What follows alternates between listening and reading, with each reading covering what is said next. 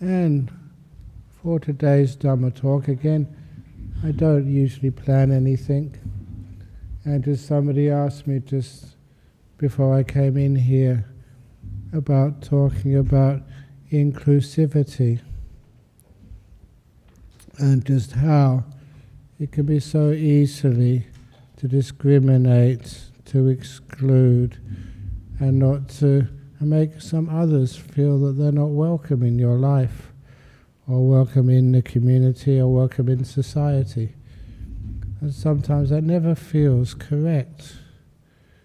And especially for the LGBTQIA+ community, that I remember so many years ago giving a talk in one of the hospitals. So just use that as the venue.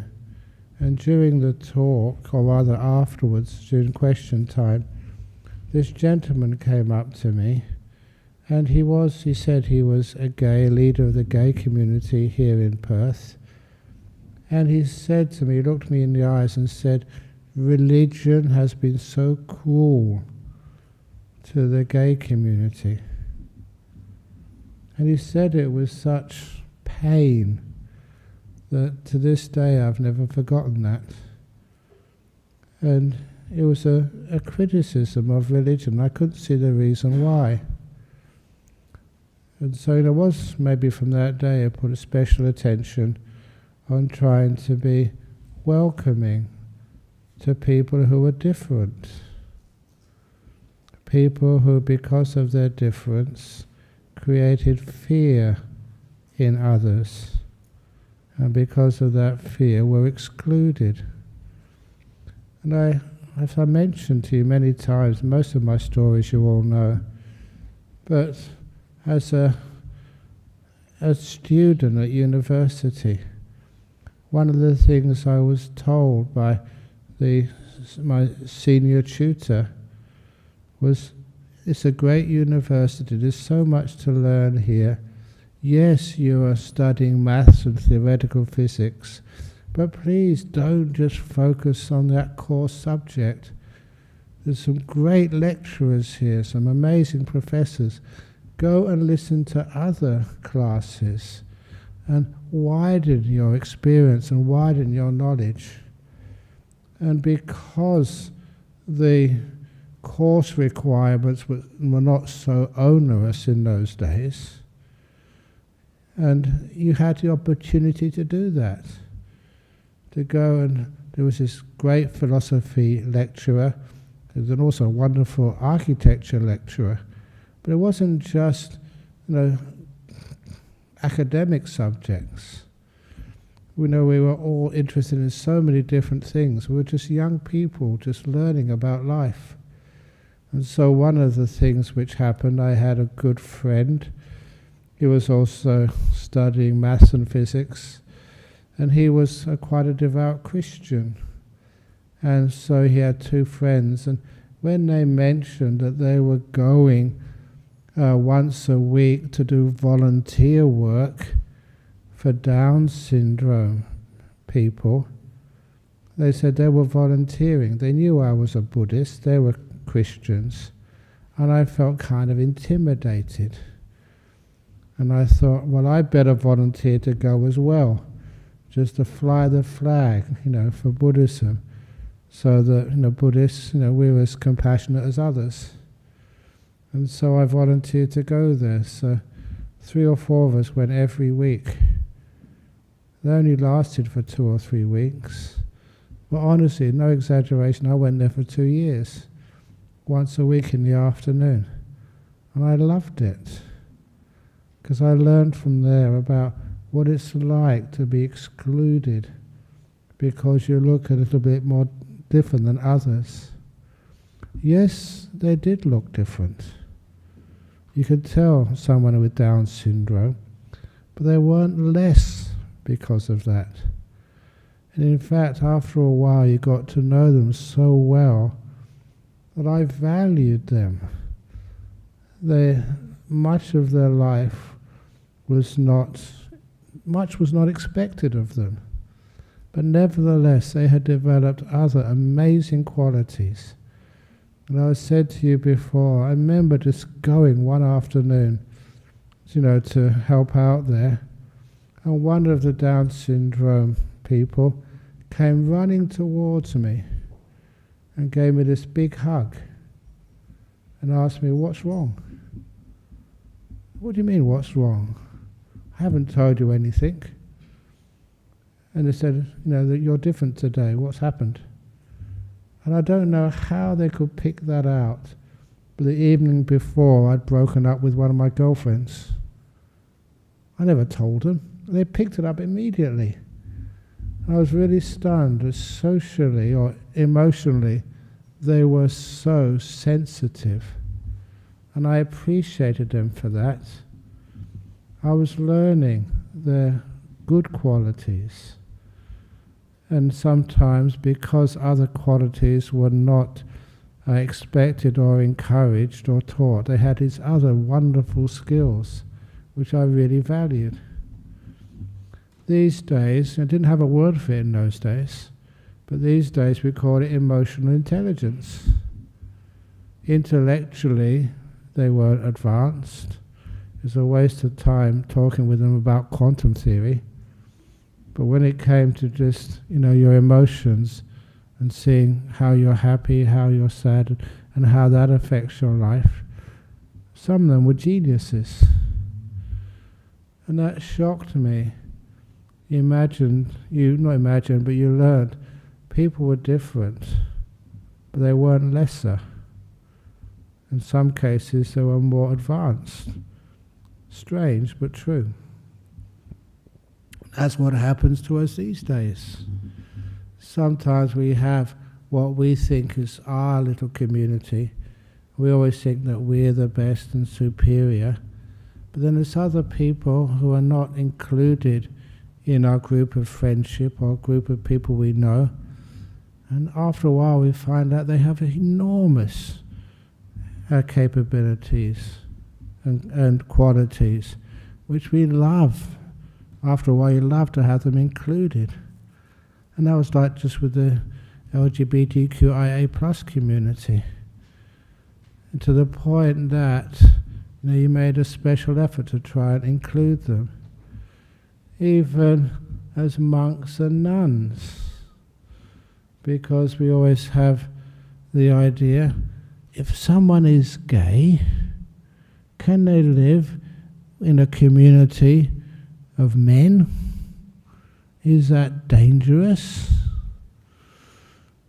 And then at first, I think, there's a couple of people from Thailand here. They actually made it illegal for a while. But then I found a loophole, because I learned the Vinaya. And if you want to know what that loophole is, it's a stupid loophole, but it was there. They said that if you are gay during the first 2 weeks of the lunar month, then you can't be ordained. But if it's the second fortnight of the lunar month, then you can be ordained. It doesn't make any sense at all, except it was a loophole, which I exploited to the max. So eventually, why not? So years and years and years ago, he ordained as monks people who were gay. They made wonderful monks. I won't say their names, but they're brilliant. You all know, if I told you, he was gay. They have some special characteristics of being very, very sensitive to the emotional world, and brilliant monks. And also, not just LGBTQIA+, but after a while, because you gave them ordination, you got to know them and hear their stories. What's it like to feel that you have to hide something? That you're not accepted. You're trying to live up to what other people expect of you. And you don't really just, because of that, after a while you think there's something wrong with you. And that's an enormous psychological problem for you. And so after a while, you learnt so much from them. I thank them for everything they taught me. And not just that some of the monks who I gave ordination to had other problems, who were schizophrenic. And that really scared me, because what I thought that schizophrenia was that monks would suddenly do weird and strange things in the middle of the night.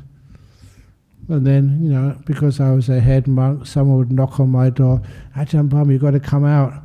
The fellow was naked, walking up and down in front of the Buddha, or climbing on the Buddha. And I thought, oh my goodness, why me? But then after a while, you learned that these were human beings. And there was something which I learnt, that often they were fine. They could very easily fit into the community and behave so well and so inspiring. So after a while, you gave them that acceptance and that kindness.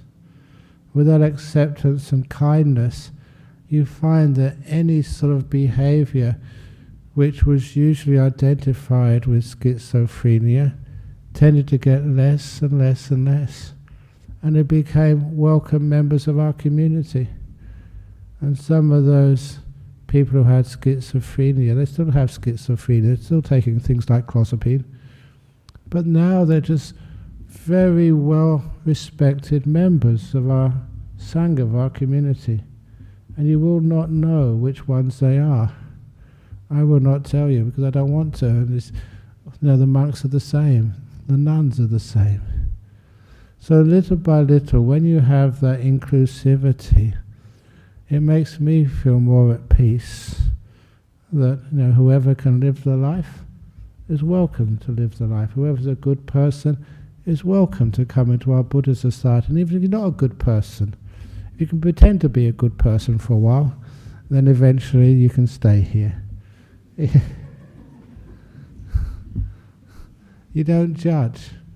And that's also one of the things which I learned. I'm very fortunate to have the opportunity to live in Australia, because in Australia, you can be a little different as a Buddhist monk. You can do things which, if you're in a community of many, many Buddhists, sometimes people criticize you for. But one of the other things which obviously I did here was, in the early times, went and taught in prisons. And I still recall the reason why I taught in a jail. The first time was in Bunbury jail. Just a phone call from one of the prisoners inside jail. And he said, "Is that Ajahn Brahm?" I said, "Yes." He said, "You would not believe just how many months it's taken me to make this phone call. Now, applications of this person in the prison, another person in the prison, another person, until I finally got permission to call you." And he said, "Honestly, it's taken months to make this call. Can you please come to our prison to teach?" And it was true. Because a person had gone to so much trouble, then you go to so much trouble to help. So off I went to Bunbury.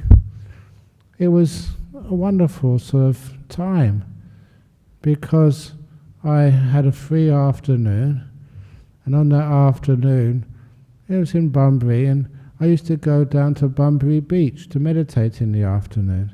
I'd go down on the Australian train, arrive just after lunch, and then just go down to the beach to meditate. And had some wonderful experiences on that beach, meditating.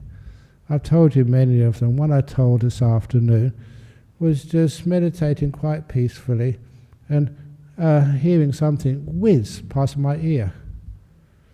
And then something else whizzed past my other ear. And I realized somebody was throwing stones at me. And I thought, it doesn't matter, it's only stones. Nothing had hit me yet. Kind of protected, but not for long. So I thought after about 7 or 8 stones whizzed past, I should do something. So I opened my eyes and stood up, turned around, And then there was some school kids, maybe 14 or 15 years of age, and they were shouting at me, "Get off our beach, Rajneeshi." If you remember that time, that the man who called himself Bhagawan Sri Rajneesh was threatening to come to Australia, to Perth, and set up an ashram here. And his PR campaign really did need some improvement because he made many people upset. And these kids in Bunbury School, they didn't know the difference between a Buddhist monk and a Rajneeshi. So they were throwing stones at me. "Get off our beach, Rajneeshi." So what would you do? I stood up, turned around and walked towards them. And what surprised me, that these kids throwing stones all ran away. I never thought of myself as a scary person. I think what they were scared of was that somebody wasn't afraid of people throwing stones at them. But one kid, when he saw me coming towards them, stopped running and came back towards me. And so we started talking about what's the difference between a Buddhist monk and a Rajneeshi. And I said that Buddhist monks are just very peaceful. I'm just meditating on the beach. I don't live here. I'm not going to start an ashram here. We live up in Serpentine. But you shouldn't go throwing stones at people you don't know. And that's not a good thing to do. We had a nice talk about the kindness, compassion and forgiveness of Buddhism. And all the other kids came back as well. It's a wonderful opportunity to share what Buddhism actually is, and what peace is, what forgiveness is, what kindness is. And anyway, so I had a wonderful opportunity there to share with them. But one of the other things which happened on Bunbury Beach, which is a little bit more embarrassing, just one afternoon, again, sat down there. It was so quiet, no one was around, and sat for a couple of hours, nice and peaceful, nice deep meditation. And when you come out of meditation, you open your eyes, that was nice. And I noticed there was a few people around.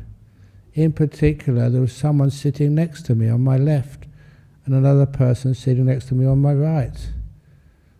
And I didn't notice they'd sat down, I was just meditating deeply. When I saw the person on my left, it was a 17-year-old girl in a bikini. The reason I knew they were 17 years of age, because they told me afterwards they'd just finished the last exam at the end of the school year. And of course, once the exams were finished, the school was just on the opposite side of the road, opposite the beach. So they changed into their bathing costumes and were just loosening off their energy, celebrating the last exam all finished. And I looked on my other side, there was another bikini-clad girl sitting on my right. And they apparently had seen me sitting there really peacefully, not paying any attention to anything. And they just wondered, what on earth is he doing? How come when someone sits right next to you, you don't even hear them? So they were just really fascinated. Bald-headed, brown robe, a Westerner. They wanted to wait, very respectfully, except the way they were dressed, for me to come out of meditation to talk with them. And so I said a few words, but I must admit I was a bit scared if anyone had a camera. How can you explain that? Not my fault, I was just sitting there. I didn't know they'd just come and sat next to me. But that was nice. I always like telling that story. That sometimes you're in situations, you don't plan them, you don't make them happen, but when you look at them, there's Ajahn Brahm, Bunbury Beach with his two floozies, one on either side. What's he up to? Because that's what it could have looked like. But anyway, that afterwards you go to the prison to teach. And all those years when I taught some of these people in jail, you got to know them. You got to care for them. And you find that whether you're LGBTQIA+, whether you've got some physical deformity, you're Down syndrome, you're schizophrenic, you're autistic, or whatever you have, when you look at the people, how many of the problems are created or exacerbated because people just reject you and they don't understand you. And that's the same with people in prisons. They've done some terrible crimes, they've hurt people. They've been put in jail for that. But honestly, does that make them a bad person? And I put my hand up and say no. They're much more than the crime which they did. And to prove my point, it's a wonderful thing which happened. We were teaching a meditation retreat at Jhana Grove. Many of you have been there. And the usual cook, the partner had got a cancer, so could not actually turn up to cook for us. So at the last minute I was put in this situation, had 60 people all booked up for a retreat. I was going to teach it, and I was available, but there was no one to make the food for them. So what to do? So I managed to get a volunteer to do the cooking for everybody. But I never told all the retreatants doing that meditation who was the cook and where they came from. This was almost one of the most important parts of the retreat, a Dhamma teaching I wanted to share with everybody, but in a unique way. And this cook, he was just so amazing. He did everything by himself. And one thing I always remember, he would make a pizza every day.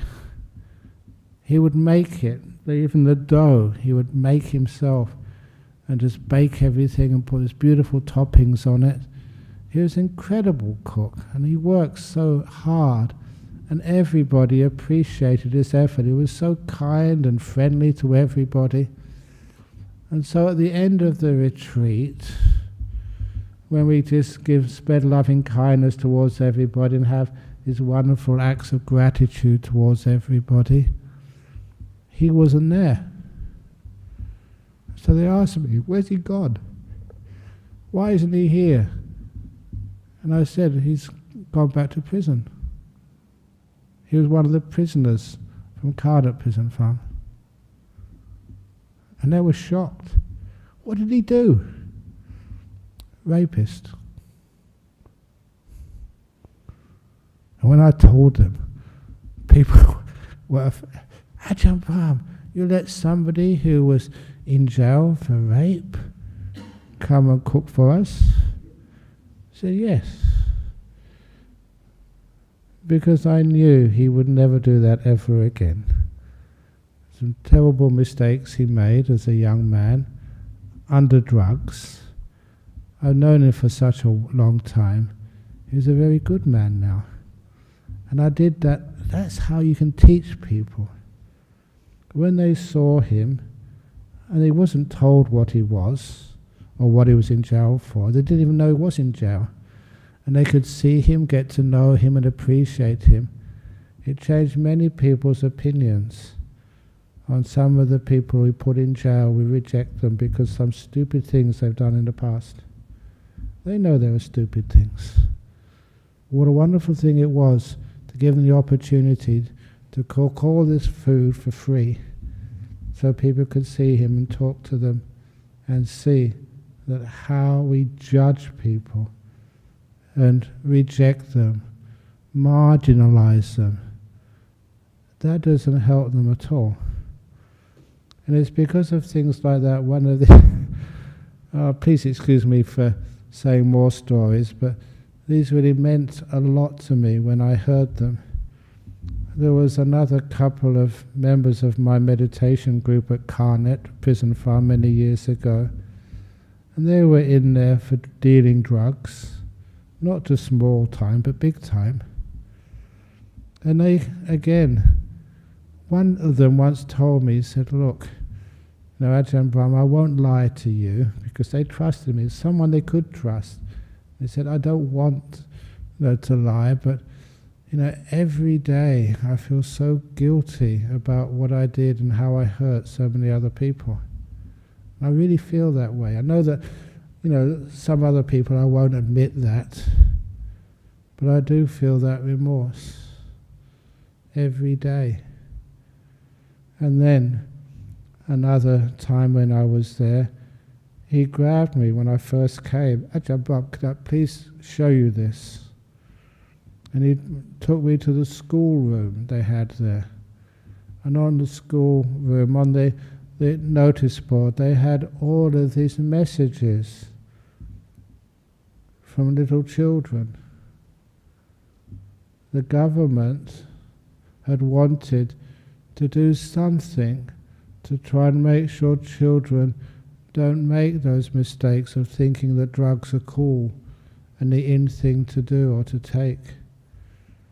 And the government had given all of these little grants or encouragement every school to get somebody in to tell them the dangers of drugs. This is many years ago now, so I don't mind naming names. But this was Jarradale Primary School. Jarradale, in the hills, a nice peaceful community away from the city.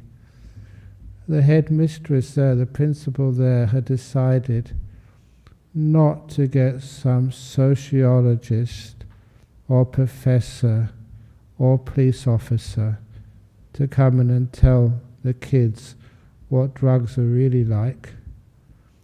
Why not get a couple of the prisoners from Carnot Prison Farm to come and tell these kids what it's really like? And so these were two of my students from the meditation group, were selected to go up there and spend the day with primary school kids and tell them from their heart, what it does to you and how it ruins your life, wrecks your marriage, and just how difficult it is. And because they spoke honestly, what happens in a primary school after someone visits? They get out the piece of paper and make these thank you cards. The kids draw all the images, and the kids have their own way of saying thank you. And they had all these cards there. Thank you, Nick, for coming to see us. Please, when you get released, come and see us again. We will never take drugs. Thank you for explaining what it really does to you and how it hurt. We're sorry you had to go to jail, but please come back and see us. And as he was showing me all these cards, this hard criminal Nick was weeping, not crying, but the tears were streaming out of his eyes.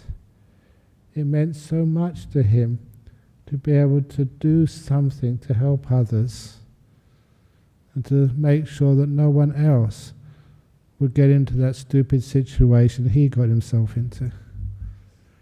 It's a beautiful thing.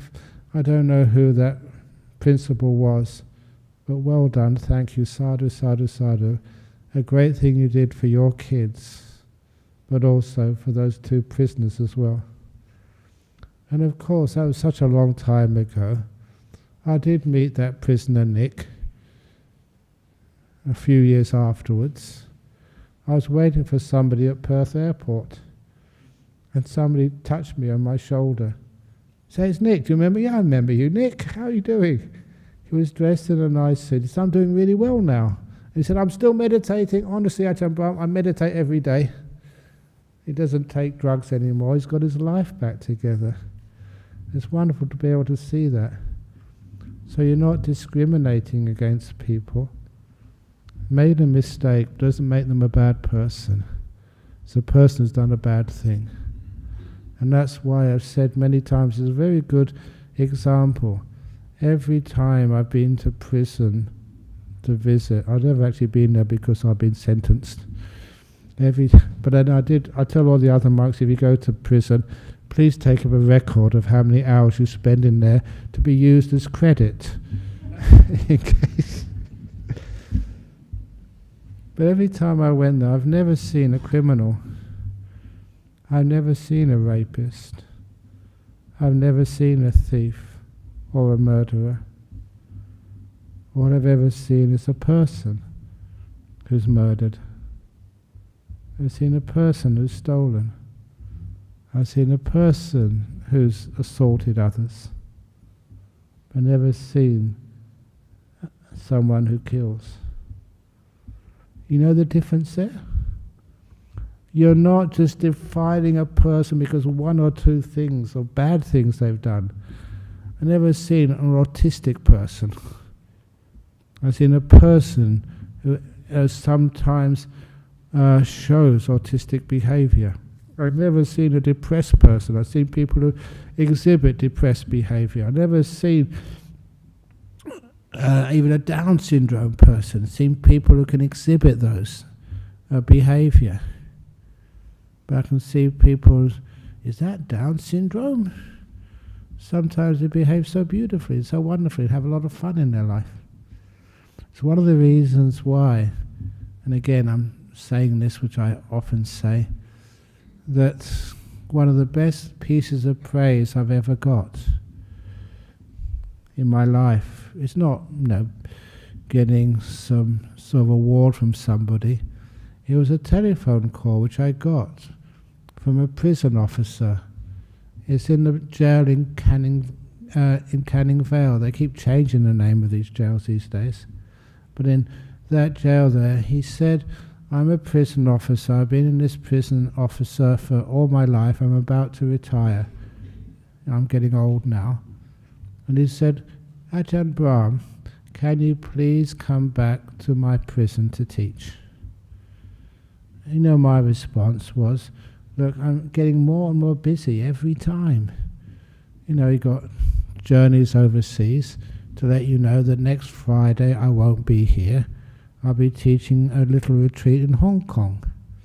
You travel around now, and I've got many other responsibilities and duties and monasteries you're trying to look after.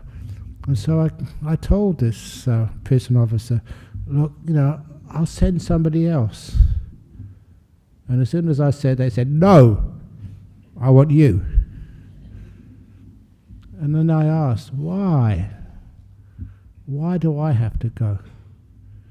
And that's when he gave this wonderful compliment, from the heart. He wasn't a Buddhist, he was just a prison officer. And he said, I've been in this prison officer situation all my life, and I've noticed something unique with you. Every prisoner who comes to your classes, once they're released, never comes back again. There's zero recidivism, is the word. Once you teach them, they literally do become honest, caring, hard-working citizens. He said, I don't know what you're doing, but please come and do it again. And I just love something like that. But of course I started to contemplate, what have I done? What is the difference? It was very much by not judging people. And I really mean that. You saw these people in jail for all sorts of stupid stuff, but I didn't think they were stupid people. You see LGBTQIA+, and just they're respected for who they are. They haven't done anything wrong or harmful. Someone who has somehow got ADHD, or who's bipolar, or who is all these other things which some people exhibit. We give this, I don't know what all these names mean there. Sometimes they're just letters, one after the other. Do you know what they mean?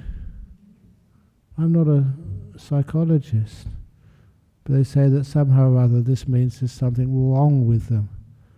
And that's why I rebel. What do you mean something wrong with them?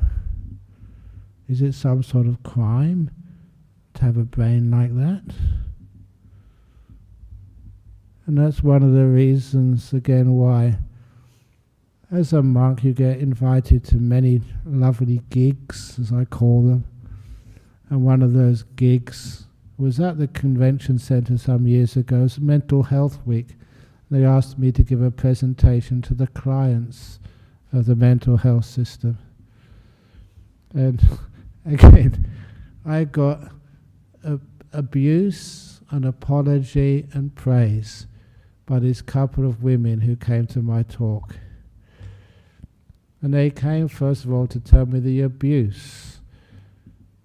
The abuse was that as soon as I came in, who is this bald-headed, brown-robe wanker who's come to teach us?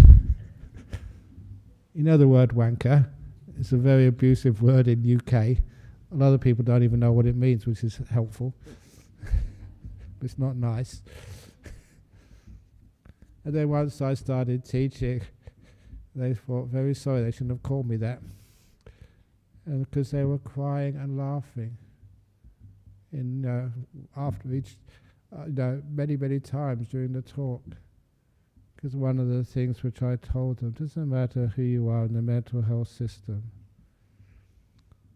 you think that you are bent, it's an old bent and twisted simile. You think you are bent and twisted, that you don't belong, there's something wrong with you. But I'm a forest monk. I live in a forest down in Bodhinyana in Serpentine.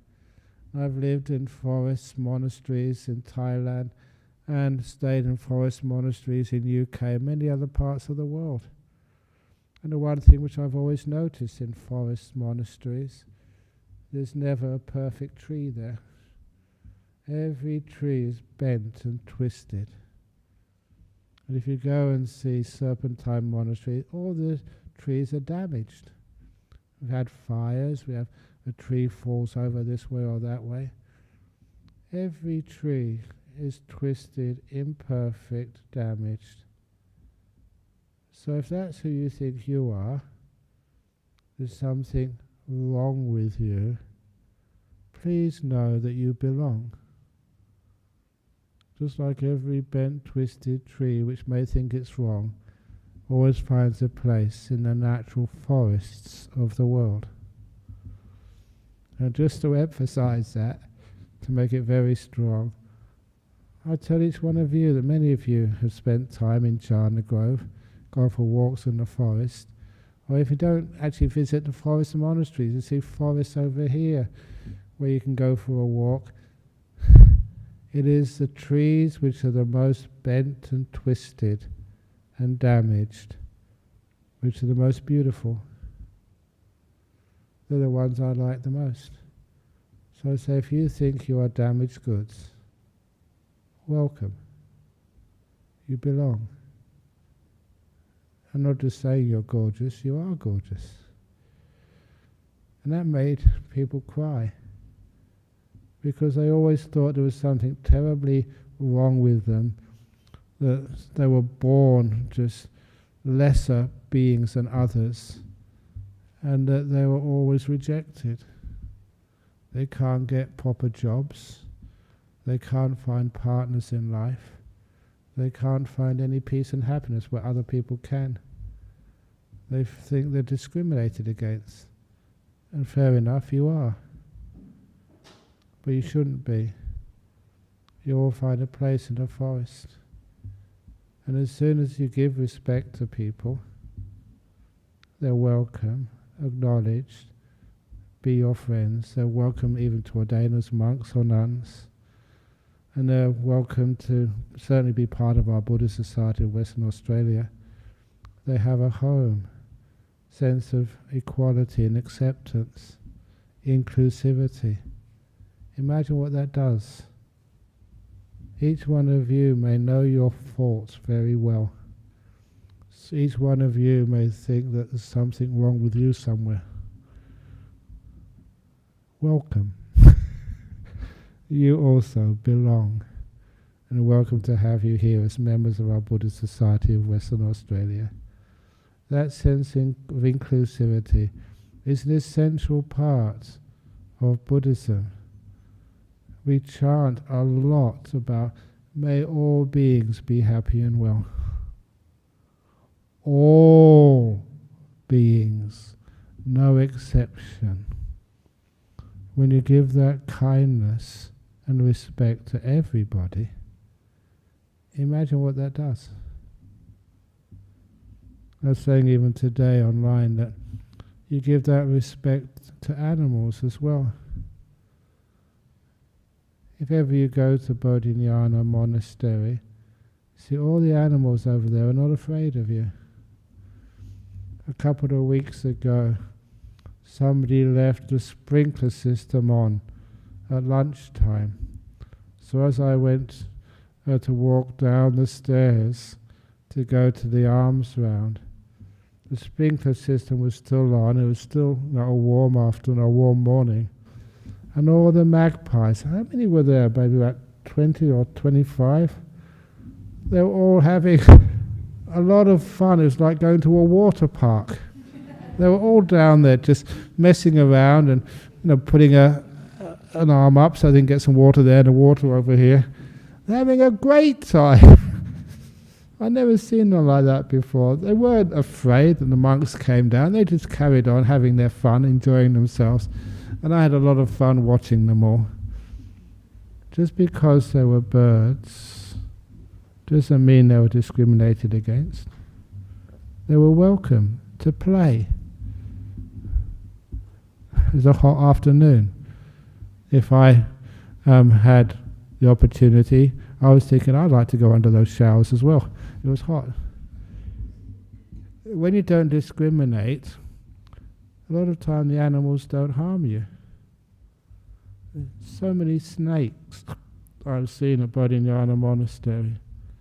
They're beautiful animals. I don't know why, but you see these are very dangerous snakes. And for those of you who go down to Jhana Grove, the big dugite is still there. It's a very dangerous snake. But he lives there, he's our friend. I know Scotty, the caretaker down there, took a nice photograph of it. Smile. And he got into some magazine somewhere. You see something like that, and you feel that snake is never going to harm anybody. It knows there's people who come and meditate there from time to time. As long as people don't try and make the dugite scared, the dugite just stays there and has a bit of water. I remember Bianchi always used to put a little bit of water out there for the snake to drink, especially on the hot days. So wouldn't you like that, to have a bit of water every now and again in a hot day? So because you're kind to the animals and you don't discriminate against the animals, you don't discriminate against people, you're inclusive, it makes a much more peaceful world. And I'm not quite sure, I did read one article once about schizophrenia, that people don't think that their visions are rejected, but you say they feel they're seeing like human heads rolling on the floor in front of them. Oh really? Oh, make sure you don't get hit by them, it might be dangerous for you. As long as you value their perception of reality and don't make them think that there's something terribly wrong with them, that their occasions of dissociation, schizophrenia, tend to get less and less and less. They don't feel so rejected and misunderstood by people. The same as those who are LGBTQIA+, people who think they're somehow different and discriminated against. When they're respected more, you tend to relax more and don't feel so afraid, and much easier to fit into a society where you are respected and loved. Welcome, you belong. So thank you for listening.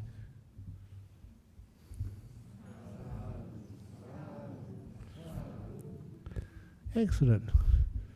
And thank you all for staying here. You all belong. Okay, so any questions? And as you may know, I've got no training in sociology, psychology, or prison psychology or whatever. Just you got training in meditation and opening up your mind. Any questions from the floor? Yeah. I have a brother who has schizophrenia. Yeah. And he has actually just pushed the family away. Yeah. It's because he just struggles with his illness and he's had a lot of paranoia. He's been Yeah. he's so attached on reality, he doesn't see it, but actually just trying to be supportive. Yeah. I really miss him and I can see Ah. just dropping. I know I'm almost on the verge of this. Yeah. Great. Or just be a bit innovative, not just a letter. Drop a apple pie to him or something. This is from your sister or whatever. There's something which is a bit more meaningful than just like words. Look, one of those gigs which I did some years ago was they had an anniversary of the Singapore Mental Health Institute up in the north of Singapore Island. And again, they wanted me to give a talk there. I was well known in Singapore because I'd say things which are different and which are interesting to listen to. And when I gave the talk like I gave here, this gentleman came up afterwards and he said he was a professor of schizophrenia in Singapore. He was the head doctor in this unit for schizophrenia. And he said, "Can you please come to my ward and bless it for me?" And then I just noticed he had a big cross on his hanging, a pendant from his neck. I said, "Are you a Christian?" He said, "Yes, I'm a very devout Catholic." "You want me, as a Buddhist, to bless your ward? Won't you get into trouble with the Pope?" And he said, "Look, no. I listen to your talk and I really get inspired by what you say. I don't care if you're a Buddhist or whatever you are. Please come to my ward and bless it." So I went with him. Then I asked him the question, how do you treat, as a professor, the head guy, the head psychiatrist in that particular field in Singapore, how do you treat schizophrenia? And he gave this wonderful answer I'll never forget. He said, "I don't treat schizophrenia. I treat the other part of the patient." And I couldn't help but straight away I put my hands up, sadhu, sadhu, sadhu. Because even your brother is more than a schizophrenia, as you know, you love him. He's huge. And when you start focus on the other part of a person, not the person who committed the thievery or the burglary or the rape, look at the other part of that person. And then actually you can see something you can really love and encourage, that which is not schizophrenic. And that's what he was treating. And what's the results? And I remember him saying, far better than conventional treatments. Water the flowers, don't water the weeds. Human beings are very wide. They have many different aspects to them. We focus on one part of them, which is a difficult part. And sometimes that's all the person sees. And the schizophrenic gets worse. If you focus on the parts which aren't schizophrenic, then that grows in your brother. Become much better. A question from Germany. How do you let go? Negative energies and memories and emotions. Why do they keep coming back? How do I make peace in my subconsciousness? You don't make peace in subconscious, you make peace in your consciousness. And energies and memories and emotions keep coming up. A lot of time is because you are tired. It's one of the biggest problems of human beings in today's world. How many of you have had enough sleep today? Honestly. I know I can't put my hand up. I've been working far too hard. Have you had enough sleep today, Metaji? No, you haven't. because we are tired, we become vulnerable. If people didn't have to work so hard, if people had an easier lifestyle, then we wouldn't have these negative energies coming up so much. I notice every time I go on a retreat, I mean a personal retreat, you don't get negative energies. You're nice and peaceful and calm. The body is relaxed, and so the mind is also relaxed. Yeah, things come up to disturb you, but you tend to laugh at them rather than just react to them with negativity. So first of all, can we check our lifestyle? Have more peace in our life? We may not have as much money, but we can actually learn how to spend less if we are more peaceful in life. We don't need to go many places, we don't have to eat so much if we're psychologically more at peace with ourselves. Anyway, from USA, question 2. In the meditation we did, the state of peace is a very beautiful and enjoyable state. Excellent. How does one apply that peace to daily life off the cushion, where there are distractions to inner peace? In daily life, if ever you feel that your stress levels are going to a dangerous level, in other words, you're liable to get angry or get sort of so stressed out you do stupid things, then take the opportunity to rest.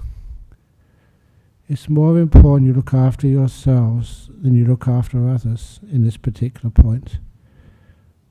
Sometimes you say, oh, I can do this, I will do it, when you should really be taking time off.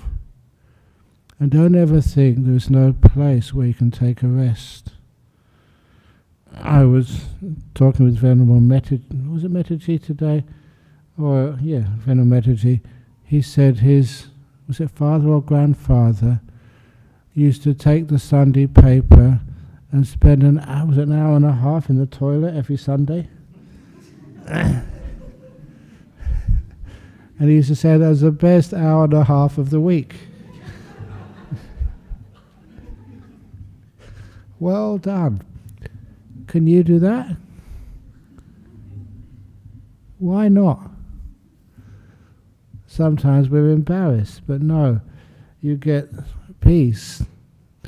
And why do we need a toilet cubicle to find peace in our world? The reason is because people leave you alone in the toilet cubicle. If you put like a meditation cubicle there, that people knock on the door and say, you're only meditating, not important. So that's why, what was that story of that lawyer in New York? This is a guy from the United States. He was a lawyer in New York when they had a death penalty for murder. Now, you'd be electrocuted. And so that was a lot of stress if you were defending somebody and you said the wrong word, you didn't explain it properly, and the jury sent your client to the electric chair. High stress. And how he coped with his secretary, they spent an afternoon cleaning out a cupboard in his office from all the papers and putting them somewhere else. And that became his meditation cupboard. They put a cushion in there, and the secretary would lock him in for half an hour every lunchtime, whether he liked it or not. And when anybody came to the office or called, I'm sorry, he's in his cupboard. Not in a meeting or something, the usual lie. He's in his cupboard. And I would really encourage that. If you have a very difficult job and you're the boss or something, get a cupboard, clean it out, and get someone to lock you in there for half an hour every lunch hour. And the secretary does that because he's a much nicer boss in the afternoon. after he's been in his cupboard. And he's a much better lawyer in the afternoon after he's rested. He gets more work done of a higher quality. The next question from Hong Kong, where I'm going to on Monday. Dear Ajahn, I've been under so high stress lately. I tried to think differently, but it didn't matter what I thought. How could I relieve my stress? Come to my talks next week. We'll give many talks there. See if we can get a place on the retreat, which I'm teaching in Singapore next week. Hong Kong. Oh, Hong Kong, yes, thank you. Shows you how much stress I'm in. Make sure you get on the right plane. Oh yes, true, I did. And what else? But also, don't try and do something to get rid of the stress. Learn how not to do anything. See if you can stay in your apartment, wherever you are, and just get a nice, comfortable pillow and use it. Have a good rest. Don't feel guilty. Everybody experiences stress. It's not as something wrong with you. And give yourself lots of kindness and love. Open the door of your heart to yourself. So that way you don't really think too much about the stress. It's just what happens to us sometimes when we're working too much. And you do also find that when you do take a rest, you get much more energy afterwards. Whatever work you couldn't do while you were resting, you make up afterwards by being more efficient, getting more work done in less time. That's how the mind works. I've often said if there's anyone here who has, a bit of funds in the bank and want to start a really good business, find a place in the countryside somewhere with a few huts and accommodation and do sleep retreats. You go to a nice quiet place somewhere in the countryside. You don't do meditation, there's no talks, there's nothing except a comfortable bed and a room which is perfectly quiet. And you can use that as much as you like, whenever you like. And you can have breakfast, lunch or dinner any time, whichever one you want. If you think, I need some breakfast now, take the breakfast. It might be 9 o'clock in the evening. And just a place where you can just relax and have no stress, no pressure, nothing you have to do, no things you have to live up to. Just a nice, but also no mobile phone, no internet access, no TVs, just a nice bed. And I often say this, if I had one of those to offer to you, how many people would like to go? I put my hand up too.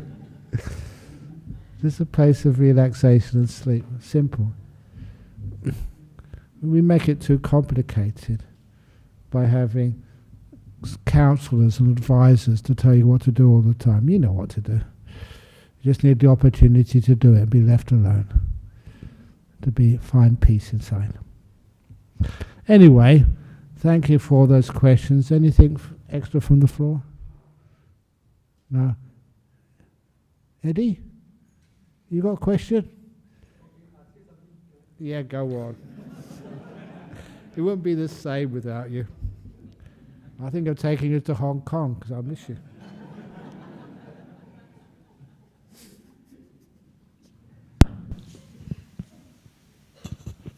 Ajahn Brahm, your good talk on inclusivity, Yeah. The Buddha, he was well known, for his criticism of the Indian caste system. Oh, yeah. Yeah, he was for equality and unity, Yeah. Like the world system now, okay? There's so much disunity, Fear created hatred, So it would be nice if the countries, the big countries of the world, okay, they can come together, think of the positive things like together doing research on medicine, this thing like cancer, all these things, and come together to alleviate poverty of the world, you know. Come together, instead of choosing the path of war and selling weapons, you know. Yeah. So I was just thinking, Ajahn Brahm, wouldn't it be nice if we can promote like hugging each other, you know? People, you know. The trouble is, Or if there's COVID, you see, we can have a handshake or even knocking fists, you know. yeah. To show our unity. We One don't of the war, you know. You want yeah. peace and. One of the problems with hugging, that if I hug somebody, that either I catch something which I shouldn't catch, or sometimes people, you're a monk, that's sexual abuse. It's so hard to hug anybody these days as a monk. But anyway, I get to your point. I think maybe you should elect me as the next president of People's Republic of China. There's so much that different countries they can offer, Ajahn Brahm, together, you know, for the good of the world, you know. Indeed. But they choose the path of this war, you know. Yeah. You know, it's so sad. Every day you see the news, oh, it's good Lord again, you know, and again this thing. And who actually has to fight the war? It's never the people who declare the war. It's the people like, you know, your sons and your daughters, the young people.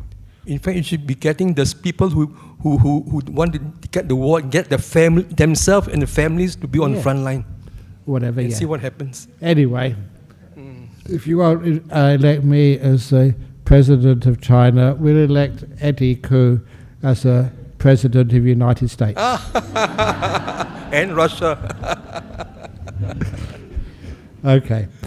Thank you. So anyway, we now can pay respect to the Buddha, Dhamma and the Sangha. If you have more questions to ask, you can come up afterwards.